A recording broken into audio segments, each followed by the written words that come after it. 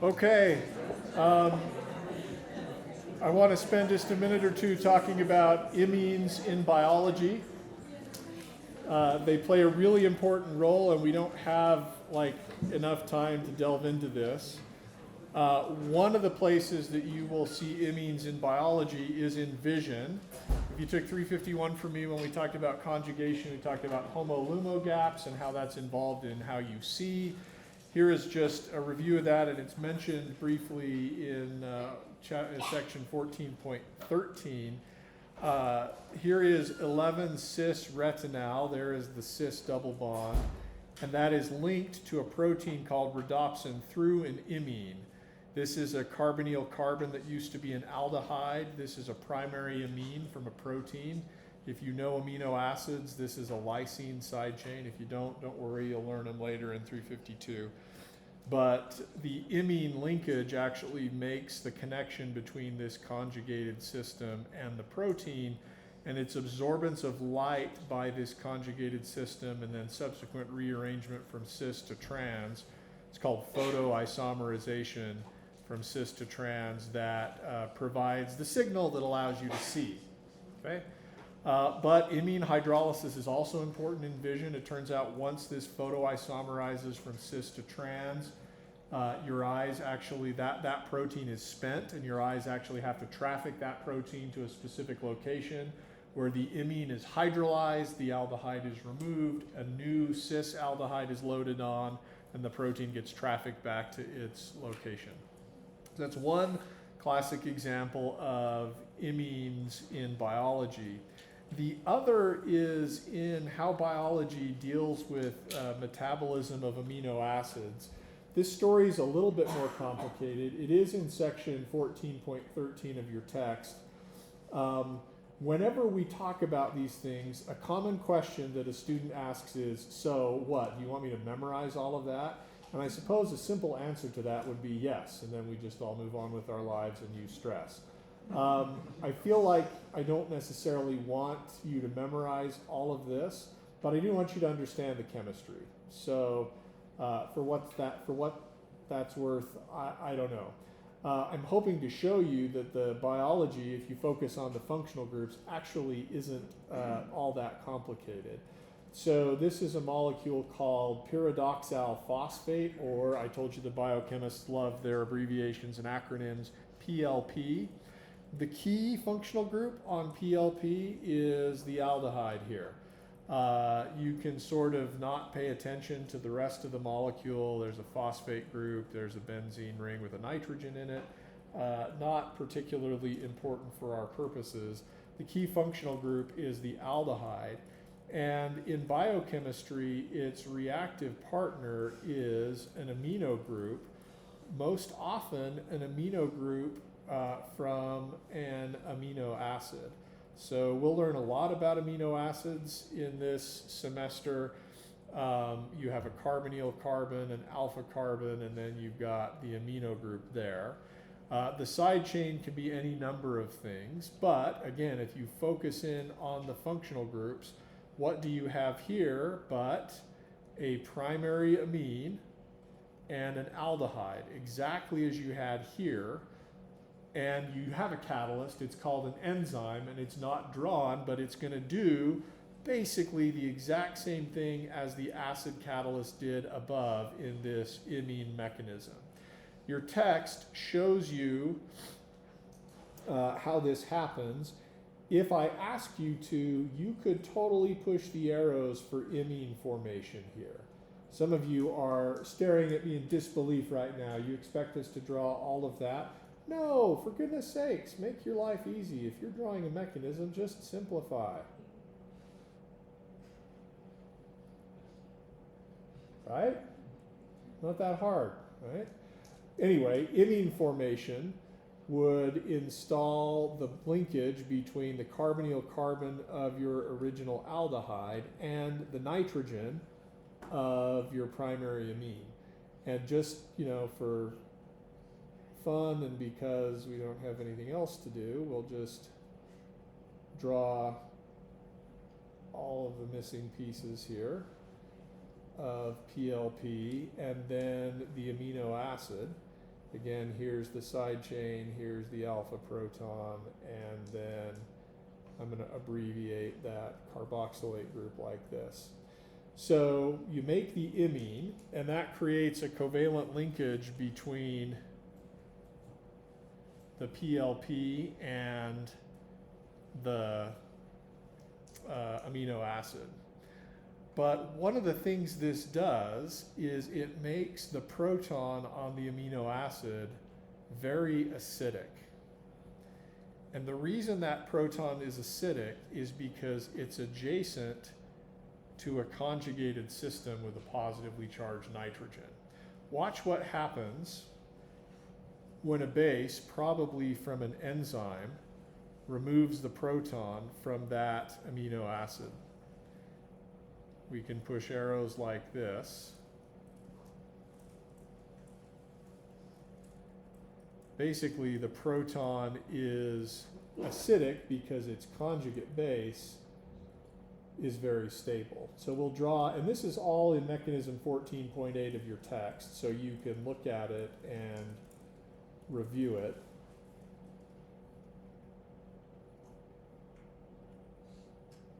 But this single step is really interesting. The loss of the proton basically changes, you've still got an imine after you lose the proton, but the loss of that proton changes where the amino partner of that imine is and where the aldehyde partner of the imine is. Before the reaction, the double bond is between this carbon and this nitrogen, so if we hydrolyze the imine, this side would leave as the amino group and this side would leave as the aldehyde. Now look at it. Now the imine's over here, simply by proton transfer, which means this side is going to leave as the amino side, and this side is going to leave as, in this case, it's going to be a ketone. Okay? So when we use proton transfer to change which side of the molecule is the imine, then at this stage, if we do amine hydrolysis, look at what we've got. We've changed PLP into something different.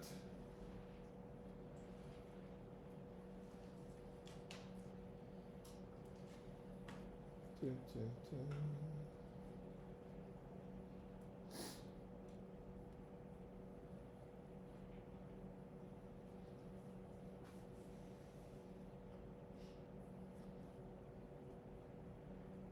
I'm going to simplify things a little bit relative to what's shown in the mechanism, just in the interests of time. So if we hydrolyze that imine, what's on the left is our amino group. What's on the right, then, is the remnant of our amino acid. This is now called an alpha keto acid. And those have lots of purposes in biochemistry, but one of them for certain amino acids is you can shunt this directly into the citric acid cycle for metabolism. What I've shown you here is called pyridoxamine monophosphate, and you can see your text for more information there. But this is one of the ways that biology uses imine chemistry to metabolize amino acids. Biology also uses this strategy for carrying nitrogens around. Ammonia is toxic. You don't want it in your blood. But if you look at what we've done in this reaction, basically we've transferred ammonia, NH3, from our amino acid to what used to be PLP, and this can carry around the amine and use it for other purposes later on. Okay, so a couple of examples of amines in biology. Questions? Do I really want you to know that? Yes. Do I really want you to memorize the PLP structure? No. Okay. All right. We need to. We're still not totally done with imines because we haven't dealt with enamines. What we've done so far has been reactivity with primary amines. When you use a secondary amine, something interesting or unique can happen. So let's show you that. Oh, shoot, I wanted to talk about glycated hemoglobin too, but I think we're going to leave that maybe for the carbohydrates chapter. There's other stuff. Amines are important. Imines are important all over the place. All right, if you use a secondary amine, and let's just for simplicity's sake use our same aldehyde starting material, you're also going to need an acid catalyst. We'll use acetic acid for that. The steps of the reaction are, maybe for the sake of review, since you've only seen it once, we'll draw the mechanism again. Lone pair electrons on the nitrogen attack the carbonyl carbon. We break the pi bond. And I'm going to show at the same time lone pair electrons from the oxygen attack the proton from the acid in this sort of general acid catalyzed step. This creates the following intermediate.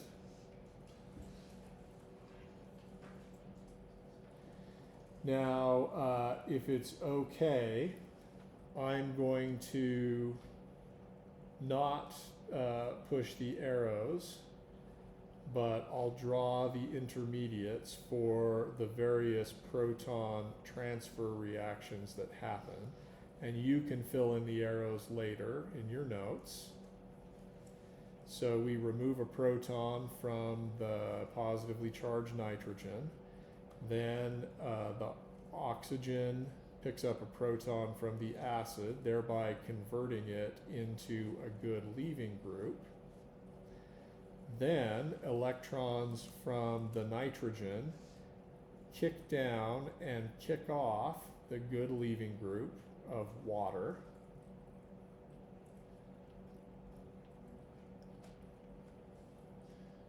Water leaves, and you end up with this intermediate, which above we called it an iminium ion. Okay, I'll give you a second to get caught up. So far, that's exactly the same as you saw in imine formation. But I want you to compare what we just drew to what's in your notes for imine formation. How does this iminium ion differ from the previous iminium ion?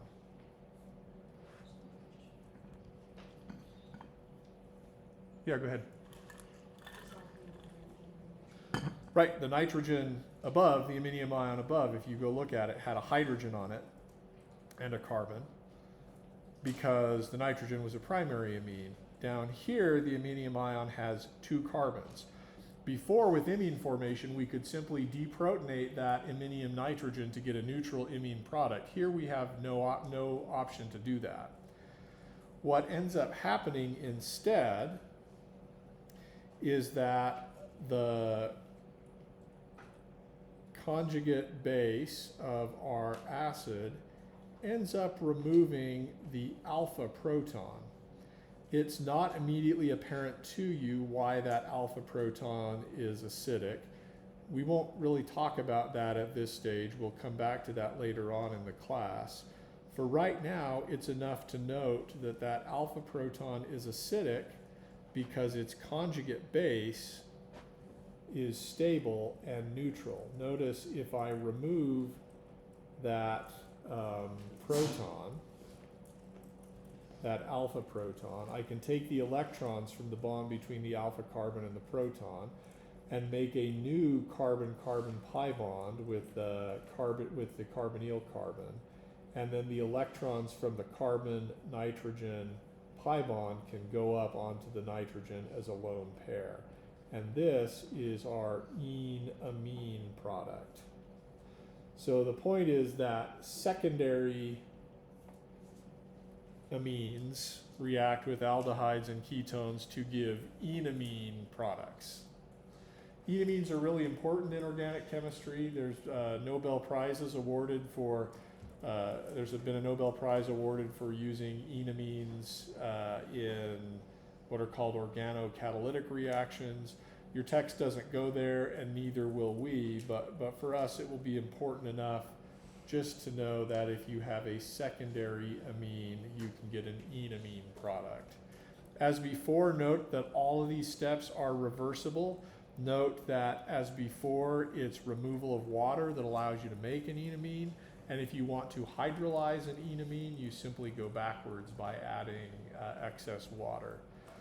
It would be good for you to make sure you can push arrows from the starting materials to products, and then also to push the arrows from the products back to the starting materials. When you do that, the intermediates are all identical. You just push the arrows a different way.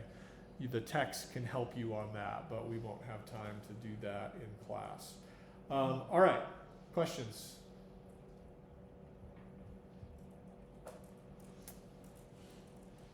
You've had enough, but we can't stop. Okay.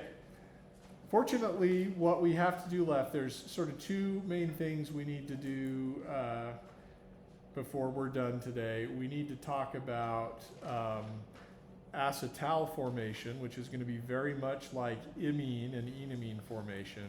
And then we need to introduce a Nobel Prize winning reaction called the Wittig reaction, which is just sort of weird, but highly useful in making carbon-carbon bonds. So I think what we'll start with is acetal formation. In the interests of time, I'm going to gloss over something that your text talks about, and this is the formation of hydrates from aldehydes and ketones. Basically, you're going to see that either under acidic or basic conditions, you can form an intermediate like this from an aldehyde or a ketone. That's called a hydrate. Hydrate formation is pretty easy, and basically, having talked about imines, and we're going to talk about acetals, hydrate formation will basically be child's play. So I'm going to leave that to you to read about that and make sure you can do it. It's not hard. It involves the basic similar kinds of steps. Let's deal with acetals. Since we've been using aldehydes all along, let's start now with a ketone of some kind.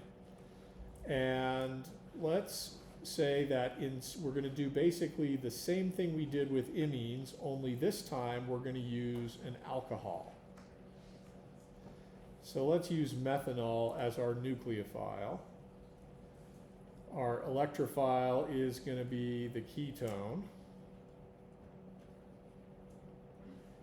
And as before, we're going to need an acid catalyst.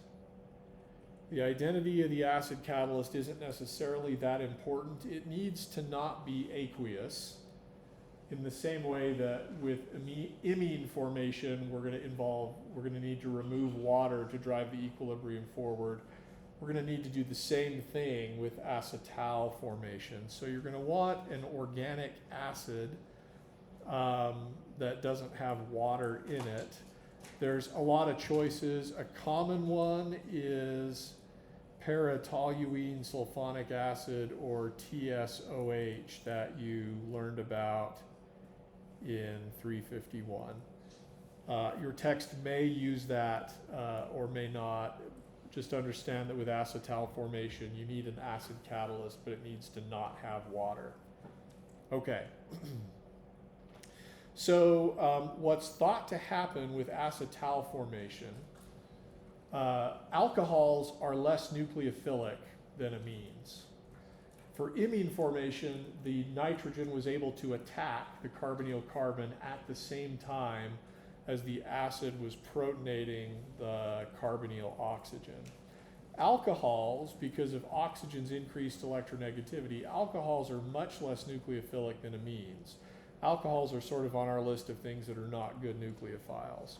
So for acetal formation, what I'm going to show you is called a specific acid catalyzed mechanism. Specific acid catalysis means that the acid catalyzed step happens fast before the rate determining step of the reaction.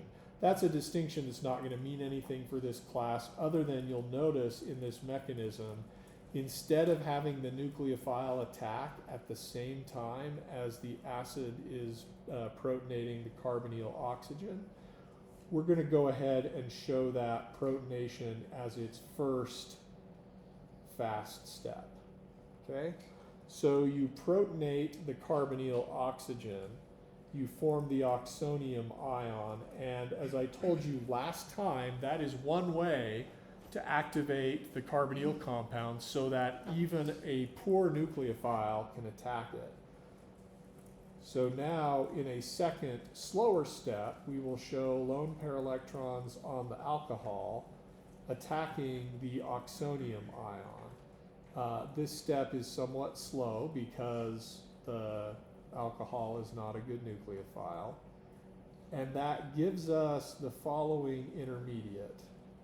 I've used reversible arrows because it's totally fine it would be totally fine at this stage for lone pair electrons on a neutral oxygen to kick back down and kick off the alcohol as a leaving group. But, as I said, there's some other things that can happen, and ultimately this reaction is going to be driven forward by the fact that we're going to be removing water. So we're going to use, as we did with imine formation, we're going to use the conjugate base of our acid to remove a proton from that alcohol oxygen. And that generates this intermediate, which is neutral. And that intermediate you'll want to recognize, it is called a hemiacetal. It's neutral, it's generally not that stable, and so it's not a great stopping point along the path of this reaction. I'm going to put an asterisk by generally not that stable because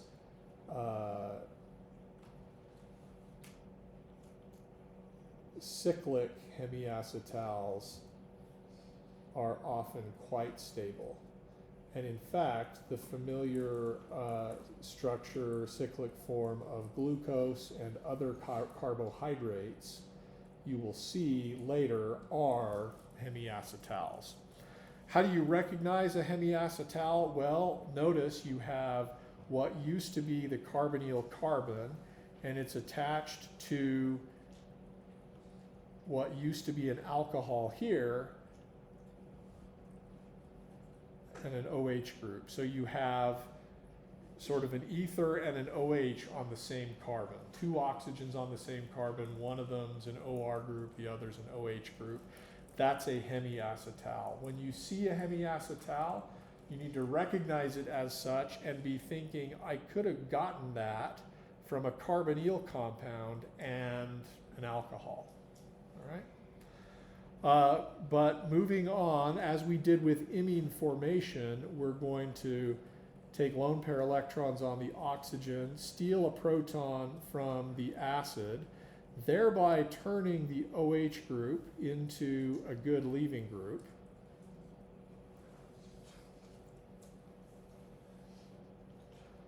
Now it's primed and ready to go, and as before, there's our good leaving group.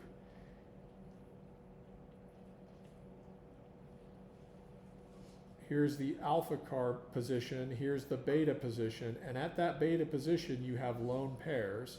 So you can do beta elimination, lone pairs kick down, kick off the good leaving group, and that's going to create an intermediate that should look really familiar in the sense that it looks kind of like the iminium intermediate that we saw previously. This is an oxonium intermediate. We're going to do something with the oxonium intermediate that we did not do with the iminium intermediate previously. There's no proton on the oxygen to remove. We're also not going to remove an alpha proton. Instead, we're going to have a second equivalent of the alcohol attack the carbonyl carbon. As to why we don't remove the alpha proton, whereas we did with the enamine, I don't know. I don't have a great explanation for you. I'm going to write down water here because water is the thing that left. If you were going to go backwards, you would need to have water attack the carbonyl carbon. It's going to be our removal of water that's going to promote this reaction going in the forward direction. A second equivalent of alcohol now attacks the oxonium ion. It's already got a positively charged oxygen, so it's already ready to go to be attacked by even a not great nucleophile. That's going to generate the following intermediate. And in the final step of the reaction, we regenerate our acid catalyst. And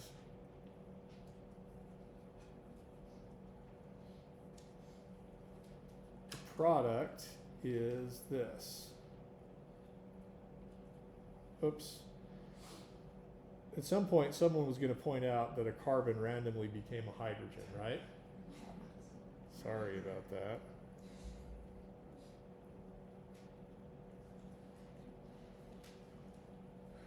I'm really sorry. I beg for forgiveness. All right, and that product is called an acetal. You can recognize an acetal as distinct from a hemiacetal because you've got still what used to be a carbonyl carbonyl carbon bonded to two oxygens, but those two oxygens are both OR groups, not OH groups. And when you see an acetal, you need to be thinking that used to be a carbonyl compound that somebody reacted with an alcohol.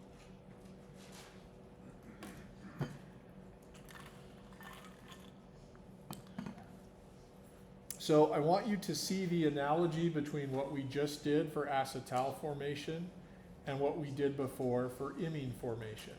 You should see them as related only slightly differently from each other. We've just changed what the nucleophile is.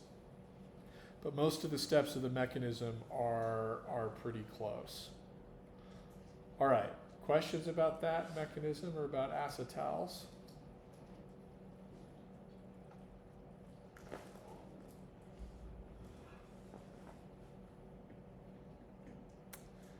Okay. Acetal hydrolysis is the reverse of acetal formation. It's removal of water that promotes acetal formation if you want to do acetal hydrolysis. You just need an aqueous acid and an excess of water, and that will restore your carbonyl compound and will release the alcohol. I'm not going to draw the mechanism of acetal hydrolysis. All of the intermediates are here, but you should go through it and make sure that you can do it. The intermediates are going to be exactly the same, but you'll push arrows, for example, to get from the acetal here to this intermediate. Remember that the arrows are always just the instructions for drawing the next intermediate. If you have the structure of the next intermediate, you should be able to figure out what the arrows were. For example, before I have the acetal and the HA acid. Now I have the conjugate base of my acid and this intermediate. So it should be clear that to get from here to here, I take lone pairs on the oxygen and I remove a proton from the acid. Yeah? Is there a reason why TSOH is not needed in acid hydrolysis? Is that just because we're trying to favor acid hydrolysis? Why don't you use TSOH? You could. It's just probably more expensive than just some HCl in water. Yeah. The key point is for hydrolysis of the acetal, you need an excess of water so you can push backwards. Okay, good. What else? Okay, so let's actually introduce the second protecting group of the day. because it turns out acetals qualify as really great protected groups for aldehydes and ketones. Notice what the acetal does for the aldehyde or the ketone. It gets rid of the carbon-oxygen pi bond and gets rid of the pi star. The thing that made the aldehyde or the ketone reactive to begin with is now gone in the acetal. Also notice the acetal has no acidic protons on it. So this qualifies as a protecting group under really strongly nucleophilic and basic conditions. The other reason it qualifies as a good protecting group is because it's easy on and easy off. All you need is an alcohol and an acid catalyst to make the acetal, and all you need to get rid of the acetal is water and a little bit of acid. So acetals are our second protecting group of the day. And let me show you a situation where you might want to use an acetal protecting group. There are lots of these, but I'll try to stick with one that's in your text.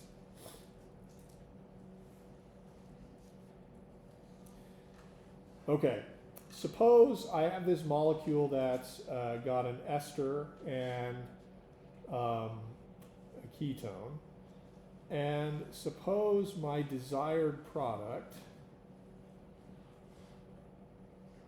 for whatever reason, is I want to reduce the ester with lithium aluminum hydride down to the alcohol. It might be useful to number our carbons here.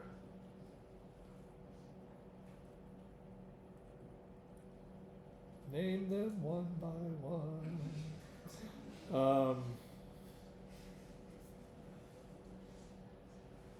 Count your many carbons and your mistakes won't be dumb. Counting carbons can actually help you avoid mistakes on exams, so, take that for what it's worth. Suppose my desire is to reduce the ester to the primary alcohol, and I want to use lithium aluminum hydride to do this.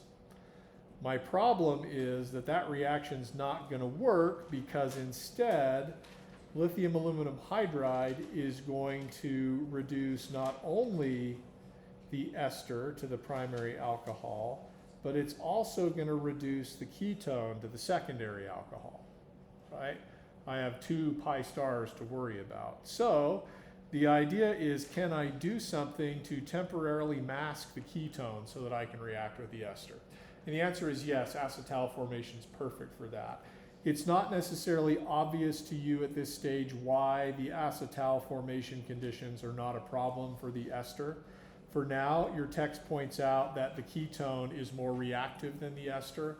In part, notice that the ester has an electron donating group attached to the carbonyl carbon that makes that stabilizes the carbonyl carbon. We talked about that last time. Whereas the ketone doesn't. It just has alkyl groups, no resonance donating groups. So it's fine and maybe makes sense that the ketone is going to be a little bit more reactive than the ester. Other than that, you may have to accept on faith / memorize that it is possible to react and a ketone to form an acetal without messing with the ester. By the way, you're going to have to get good at recognizing these functional groups as distinct. If you look at that and you see if you see the ester and you say, hey, that's a ketone, you're going to have problems. You need to think of all of that as the same functional group. Ketone, and we'll use a different color for ester.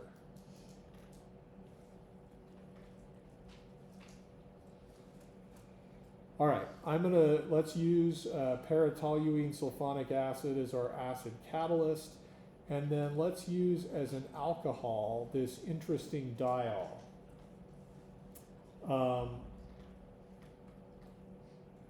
Instead of using methanol to make our acetal, we're going to use that diol. The product is going to be something like this. I know you hate making rings,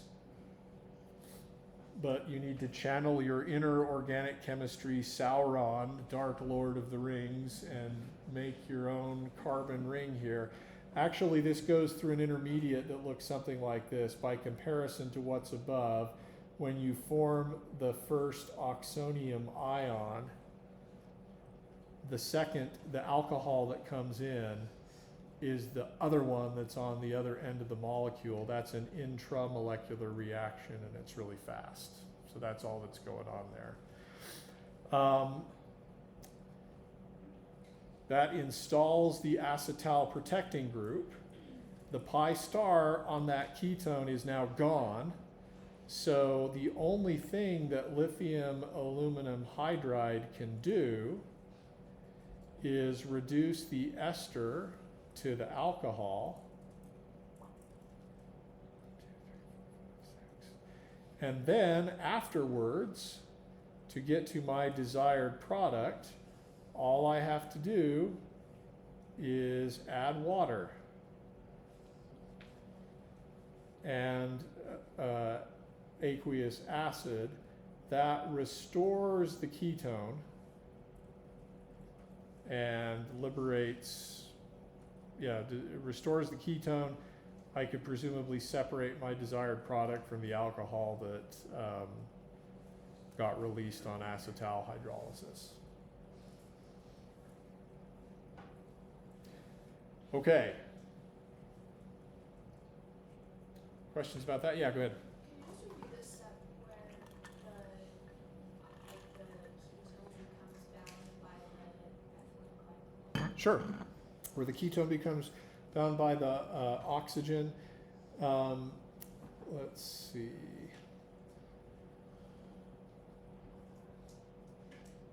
Yeah, that step would look like this. First, you would have protonated the ketone. Then one of the two oxygens, doesn't matter which, would have attacked that protonated oxonium ion. Oops. To generate the following intermediate. Then you would have used the conjugate base of your acid to trade who's the good leaving group. So stepwise, though the players are a little bit different, it's going to be exactly the same as what we did up here. Okay, good. What else?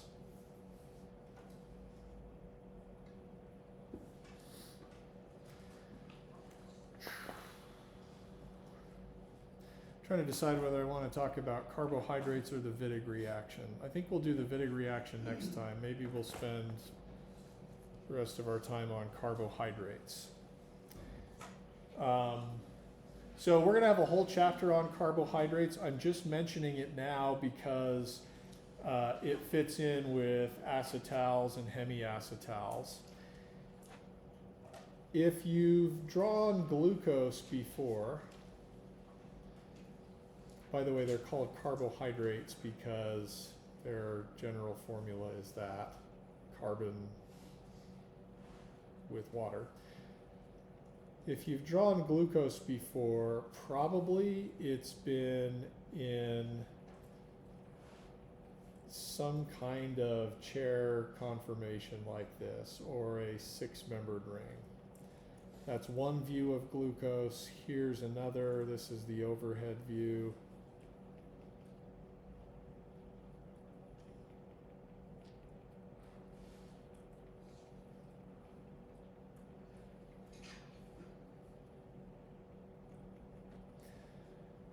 Okay, find for me the hemiacetal.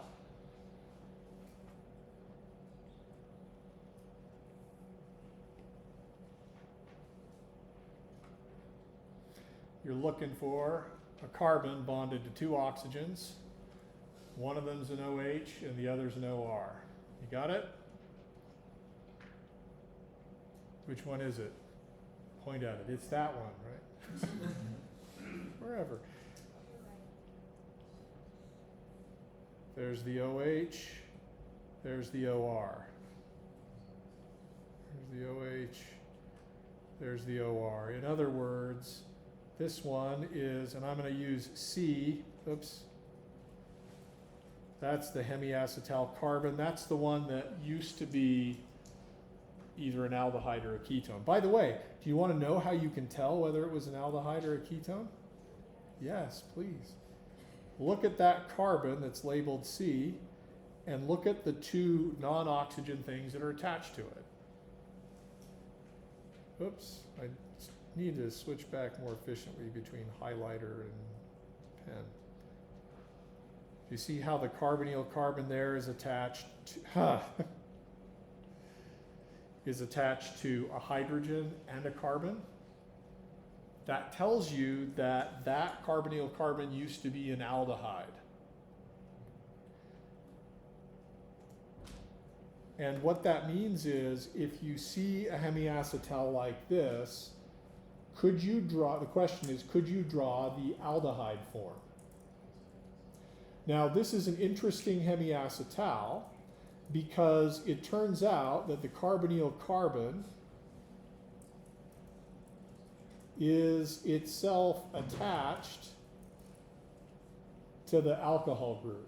This is an intramolecular or cyclic hemiacetal, which means when I hydrolyze it into the corresponding aldehyde and alcohol, the aldehyde and alcohol are still going to be attached to each other. So let me show you how you do this. You can draw the open chain form of the carbohydrate by first taking the carbonyl carbon and drawing a carbonyl on it. Then take the blue OR group and make it an OH group. Where did the OH group go? Where did that oxygen go? It's now here as the ketone oxygen. There's the blue OR group. It's now just an OH group. And then everything else in the molecule you can draw as it was. Everything else in the molecule wasn't involved.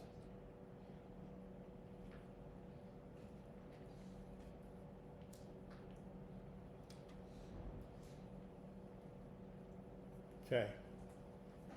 So this is the open chain form of glucose.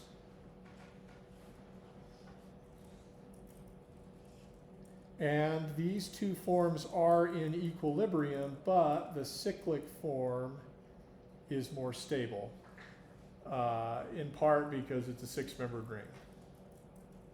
And so most of glucose in aqueous solution is going to be in this cyclic hemiacetal form.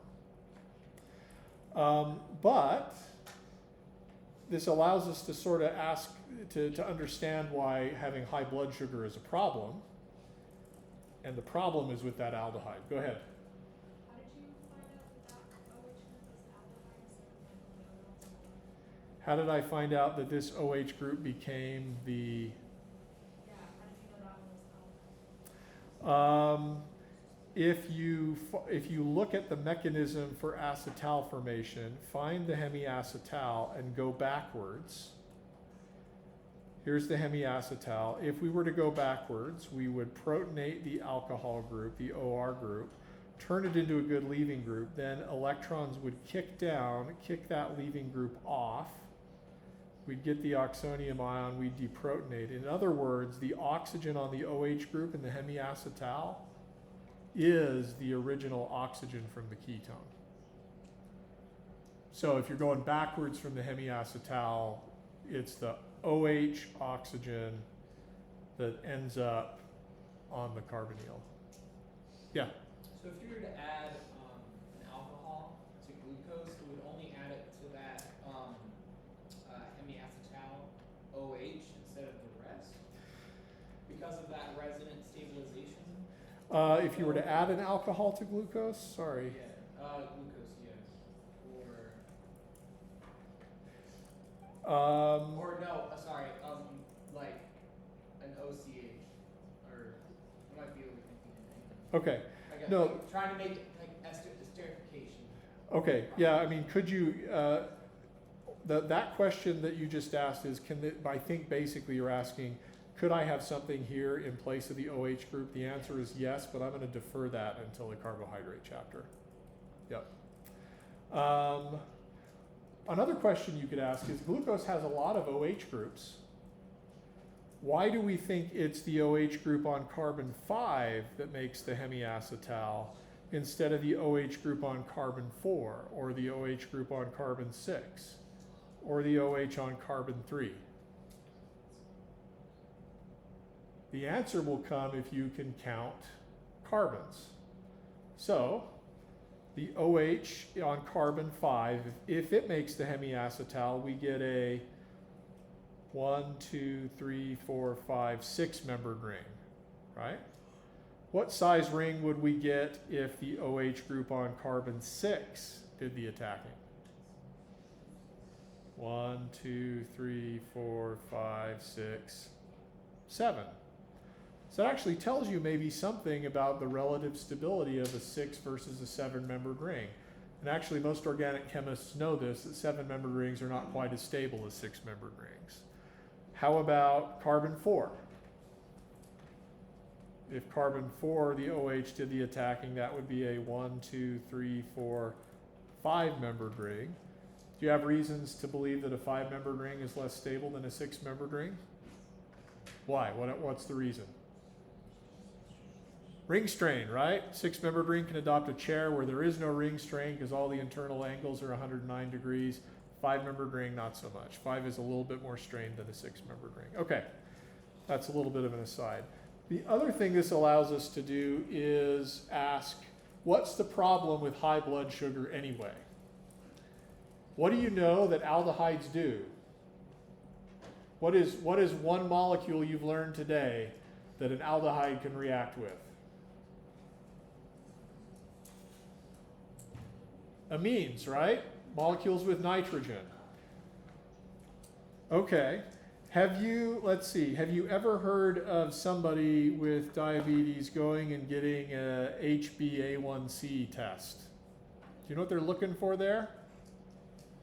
They're looking for something called glycated hemoglobin. This is the HbA1c test. Hemoglobin is, of course, the protein in your red blood cells that carries oxygen. And it's got primary amines on it. This is the lysine side chain if you know stuff about proteins. Tell me, what do primary amines do with aldehydes? They make imines. So if your blood sugar is high, you have a lot of this open chain, you have a lot of this you have a lot of glucose in your blood, and some of the glucose is in equilibrium with the open chain form. That open chain form is an aldehyde. It can react with and add to, R is for the rest of glucose. It can react with and add to, oh shoot, that'll have to do. It can form an imine with the nitrogen from your hemoglobin, and that provides a record. Blood cells don't turn over that often. They turn over on, I forget what it is. Some of you probably know that. But this basically provides a record of how high your blood sugar was, because if it was high, you'll have a lot of your hemoglobin that has this modification on it. And there's analytical tests you can do to analyze how much that's there. Now, what if this kind of reaction is happening all over your body, not just to your blood, but to your tissues, to your proteins? This can start to interfere with function of various things, particularly kidneys and eyes and nerves. And so having high blood sugar is like having a lot of aldehyde in your blood, which over time damages your tissues and your organ function. Okay, well, with that optimistic note, let's all go eat some sugar and recover from this class. I will see you on Monday. Have a good weekend.